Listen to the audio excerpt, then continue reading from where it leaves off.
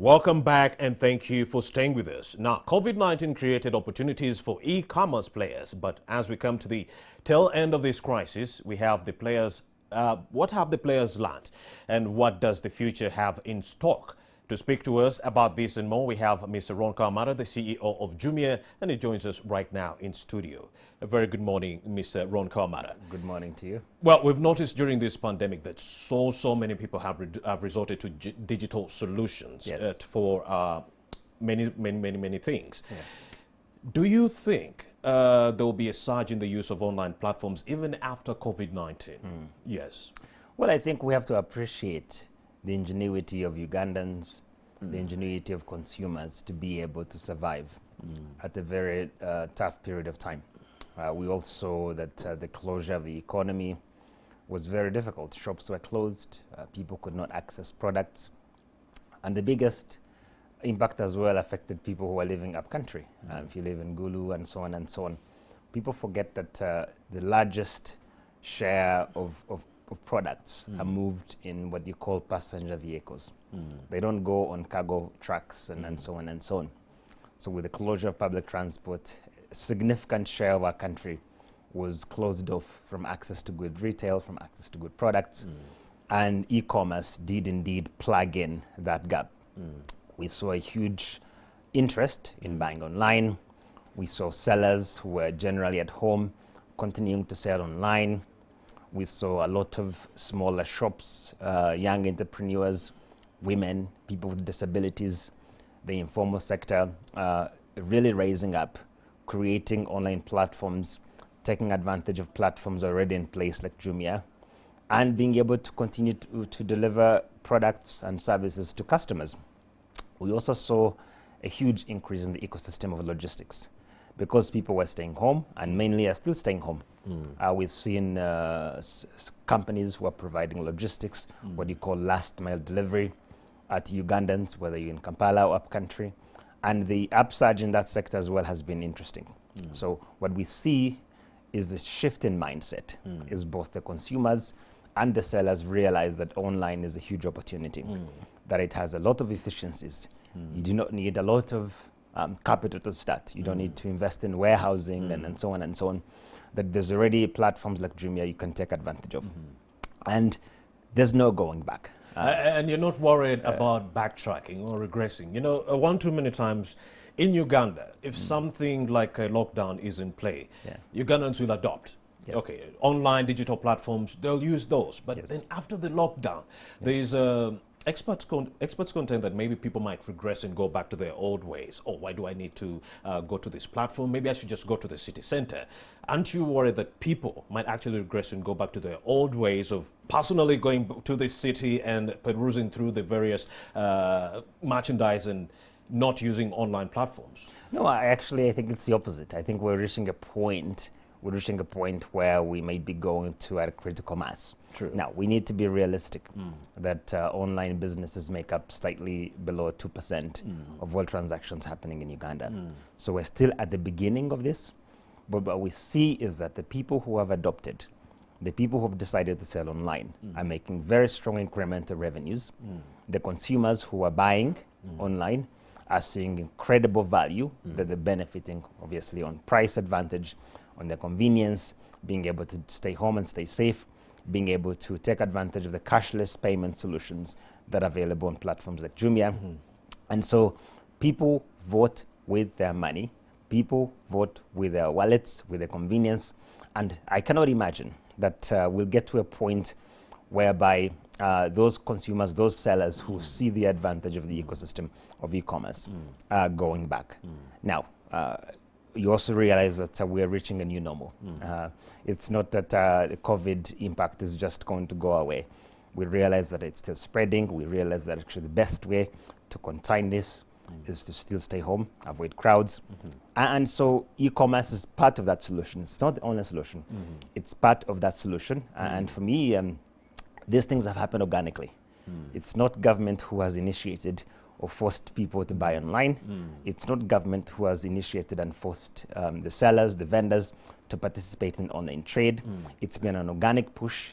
Ugandans realizing that the best way to survive, the best way to consume products is using the online platforms.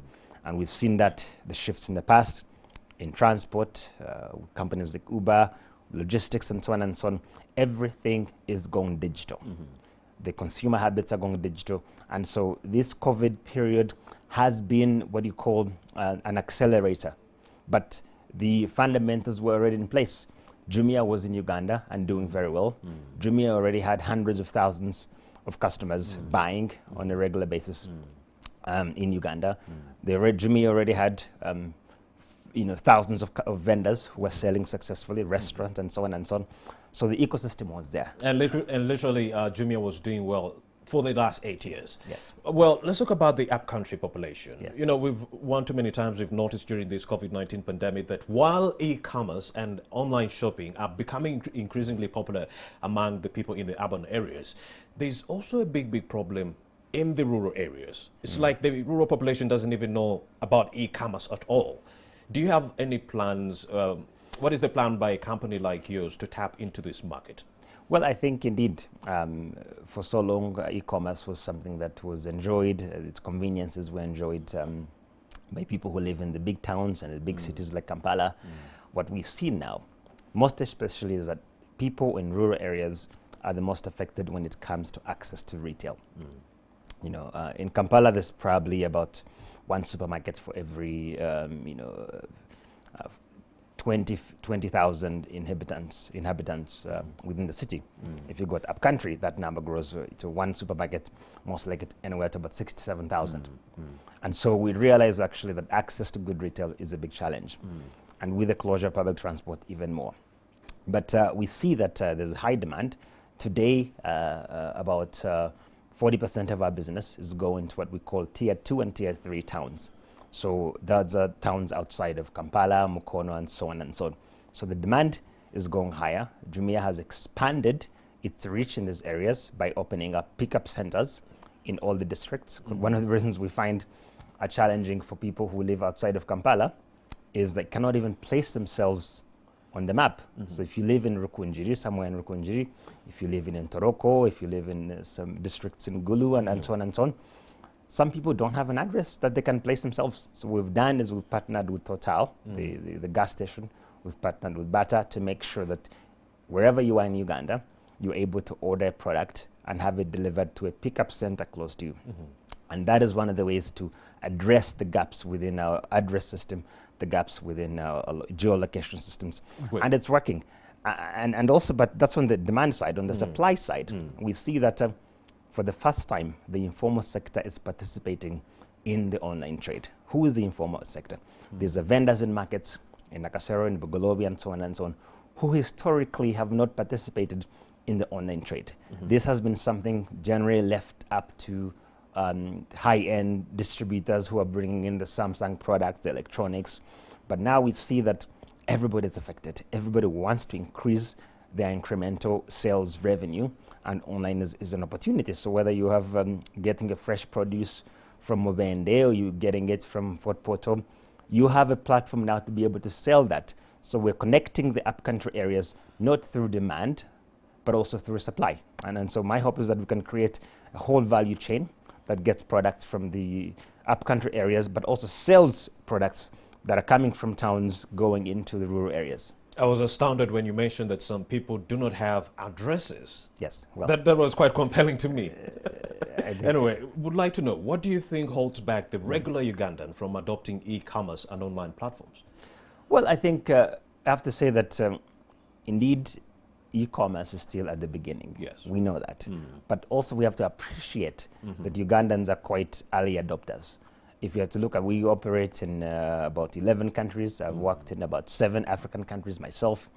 And I have to say that Ugandans are some of the most savvy technology users, are the most savvy technology adopters. They're quick to use technology. They're quick to take advantage of the efficiencies that they do create. And so many challenges still in place in terms of the price of the internet. I mean, we still have one of the highest price per Mbps in Uganda. Our infrastructure, like I've mentioned to you, it's still more costly to ship and move products from Kampala to upcountry and vice versa, right? It's still quite a lot of hurdles for people who want to use. There's taxation on access that is still in place. And so we do realize there's barriers to this. But there's nothing intrinsic about Ugandans that they will not be adopting this. We see, to the contrary, that whether you are an informal market vendor in Nakasero or Golobi or Wandagea, or whether you're a Ugandan who's living in Kasese, that everybody wants to get convenience. Everybody wants to save money.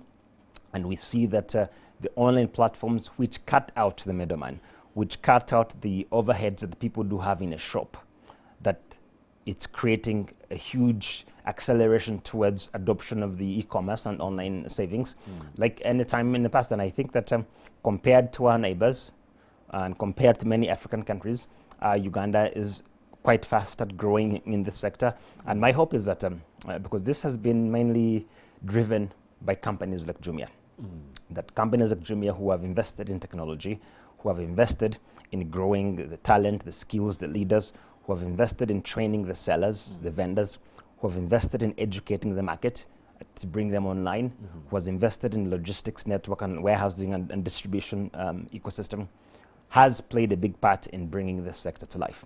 What's missing, however, is the other part, is the government side. Indeed. We need to make sure the government also plays its part. The policy bit. The policy bit as well, indeed, yeah. Mr. Ron Kawamara, help us understand, as an online business, what are some of those unique challenges you've grappled with since the COVID-19 pandemic, since the lockdown was instituted? Yeah.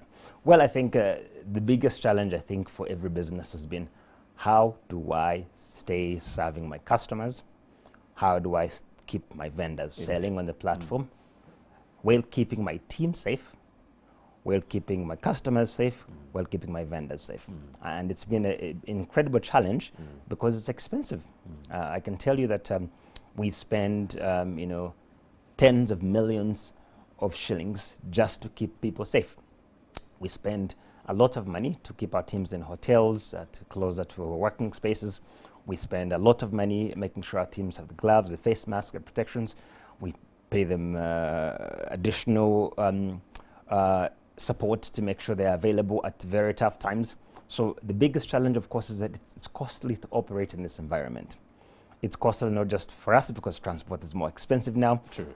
So essentially it's costly. The biggest one as well has been the uncertainty this creates within the market, that people don't know what's going to happen next. No one understands how bad it's going to get. So people are cautious in their spend and has a ripple impact on the whole ecosystem. The other third part, as an aggregator, as somebody who sells more than 1.5 million products here in Uganda, is that the supply chain has been disrupted. Right from China to Europe to the Middle East, the supply chain has been disrupted. Ports have been closed, airports. So a lot of the products we get into the country from abroad, they come through passenger flights. But that has been closed, and Entebbe is closed. So getting products on cargo planes, getting products in quickly through sea and so on is more costly, takes longer. So essentially we've seen that our customers at times don't get things as quickly as we would like, but we've been able to find good solutions. We've been able to find new partners to bring in products via cheaper and faster. And we see that our customers are patient. They understand how the market dynamics operate. And my hope is that we're beginning to see the end of this, but we don't know, of course. Indeed. And of course, the COVID-19 pandemic has taught us so much that the online revolution is here with us and we should embrace it right now. But then what advice would you give businesses that haven't embraced the online revolution? Well, I think that for those businesses who have not tapped into the potential of online, is that you are shortchanging yourself. Is that you are only taking advantage of a small portion of potential consumers that are able to come to your brick and mortar shop. True. That if you're on Kampala Road and you're selling only on Kampala Road, you're missing out on customers in Jinja, in Gulu, and so on and so on. So number one is that it's simple math, supply and demand.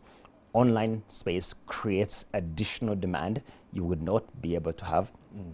Online business creates additional supply chains you would not be able to tap into. And so there's almost no loss and a lot of upside.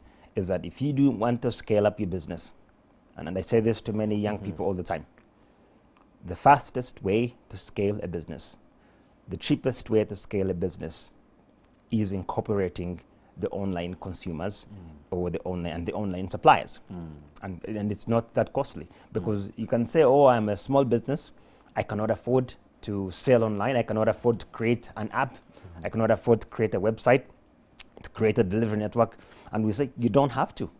That's why companies like Jumia are here, is that we've invested in technology, we've invested in logistics, so all you have to do is plug in, we do the marketing for you, we do the delivery for you. So there's no excuse why Ugandan sellers are not participating in the online space. And so, that is extremely important, because if you look at countries like China, 20% of all their businesses happen online. Yeah.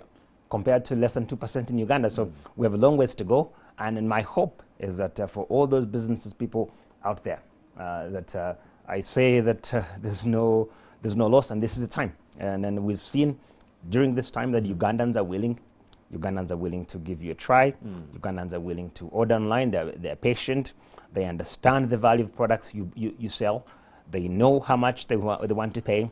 They want convenience, but most important, they want protections. They want good products. They want a good return system. They want good warranty. And if you're willing to offer all those, Jumia will be a platform for you to be able to sell to customers. And if you're a customer who wants all those things, convenience, trust, good price, warranty, ability to return products, Jumia is a platform to do that. And of course, the online revolution is taking center stage, and it's so beautiful for someone who is starting in the game of business to actually make a killing, because it's very easy. Click of a button and you have something set up. So we would like to know, maybe if you understood their reasons, we would maybe understand them.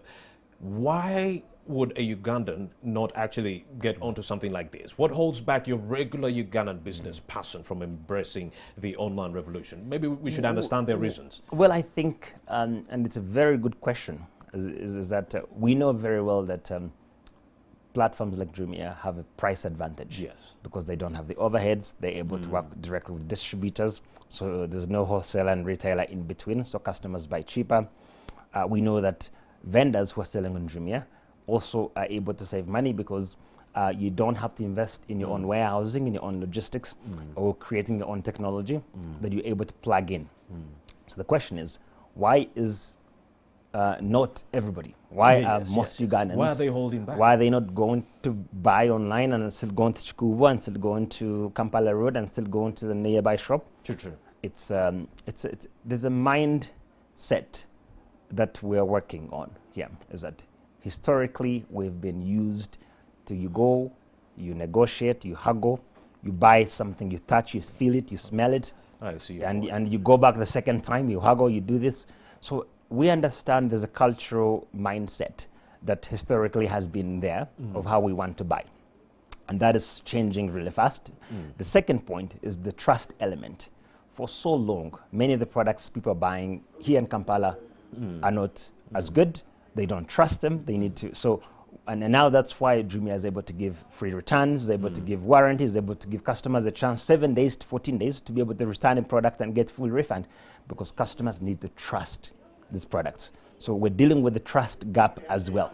And my hope is that as we close that trust gap, as people realize that actually these products are affordable, these products are safe, these products have good protections like refunds and warranty, they'll come and that mindset will shift slowly. Indeed. Same mindset with sellers as well. They might be attracted by your story, by the way. So we understand that Jumia is celebrating 8 years today. What has the journey been like in the past few years? Well, it's been an interesting 8 years. Because when we started here 8 years ago, no one was speaking about e-commerce. Nobody was buying online, nobody was selling online, and this was a revolution. And 8 years down the line, we have created a lot of value for sellers. We have a new industry now that's here in Uganda. We have hundreds of thousands of customers who've tried e-commerce for the first time because of Jumia. We have thousands of sellers who make billions of shillings every month because they're selling on Jumia. We have thousands of people who are employed today in Uganda because of Jumia. We have whole industries like logistics who have been built around ecosystems like Jumia. So the impact of the e-commerce has been immense in the last 8 years. For me, that's the success story, and that success story is very Ugandan, because Jumia is a conglomerate of Ugandan sellers selling to Ugandan consumers, products delivered by Ugandan delivery companies, right? And so for me, that is the beauty of this, is that Jumia has been able to create a new industry at a time whereby we need this, a time we have high unemployment, very innovative young people, and this ecosystem has been a success story. Yes, Mr. Ron Koyamada, we are about to go into a conversation with MP's K, the Mintiana Municipality MP. But as we wrap up, I would like to know from you, what is the future of Jumia and e-commerce in Uganda in the next 8 to 10 years, in a nutshell? Well, I think that the next 8 years for me would look this way, is that we have everything for customers available everywhere in Uganda within a snap of your finger. Is that vendors are selling successfully, customers are buying and adopting quite quickly. And for example, we've seen, for example, in this lifetime, today, yes, we're celebrating 8 years. Our vendors have come together to give back to customers. Products from today, June 15th until June 30th, will be getting discounts up to 50% off. These vendors are coming together to give back. My hope is that the online space becomes that channel whereby vendors are able to collaborate with customers, they're able to extend offers, they're able to give customers what they need when they need it. And so it needs to become a conversation, it needs to become a relationship. And my hope is that the online space, Jumia, will become your neighborhood shop, will become your neighborhood supermarket, will become your neighborhood restaurant, will become your neighborhood seller. That you will know these people, and my hope is that that together we can develop this sector that has developed in Europe and North America and China. It needs to happen in Uganda, and very soon. And it will happen. Jumia CEO Ron Koyamada, thank you for having made the time to speak to us. Thank you so much. All right. At this point in time, we are going to take a very short breather, but we shall return with the conversation with the Mintiana Municipality MP, Francis K, explaining the ordeal he underwent after those torture allegations. We'll be right back with that conversation.